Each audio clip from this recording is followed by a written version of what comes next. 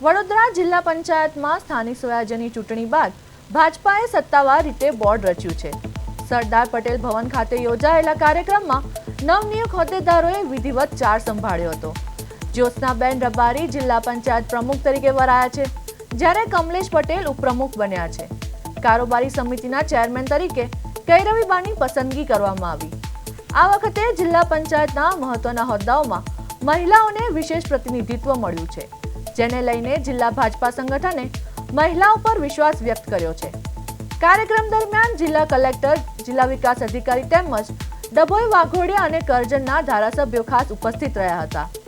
નવનિયુક્ત પાંચેય હોદ્દેદારો પ્રથમ વખત જિલ્લા પંચાયતનું પ્રતિનિધિત્વ કરશે। તો વડોદરા જિલ્લા પંચાયતમાં ભાજપાનું બોર્ડ રચાયું। જ્યોત્સના રબારી બન્યા જિલ્લા પંચાયત પ્રમુખ, કમલેશ પટેલ ઉપપ્રમુખ તરીકે વરાયા, કૈરવીબા બન્યા કારોબારી સમિતિના ચેરમેન। મહત્વના હોદ્દાઓમાં મહિલાઓનું મળ્યું પ્રતિનિધિત્વ।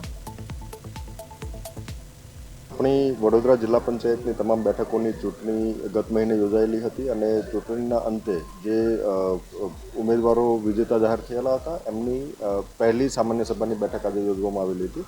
આજની સામાન્ય સભાનો એજન્ડા પ્રમુખશ્રી અને ઉપપ્રમુખશ્રીની પ્રમુખ માટે જ્યોત્સનાબેન રબારી અને ઉપપ્રમુખ માટે કમલેશભાઈ પટેલની આજે અમને ઉપપ્રમુખની જવાબદારી સોંપી છે। એટલે 5 વર્ષ માટે અમે જે કંઈ અમારા કામો હશે અમારા મતદાતાઓને મળી, સરપંચોને મળી અને જે કંઈ અમારા કામકાજો હશે એમના જે બાકી હશે, અધૂરા હશે એ અમે નિષ્ઠાથી પૂર્ણ કરીશું અને અમારા કોઈ પણ મતદાર મને મારી ટીમ ભારતીય જનતા પાર્ટીએ જે પણ કંઈ કામ આપ્યા છે, જે સરકારી યોજના આવશે ગામ સુધી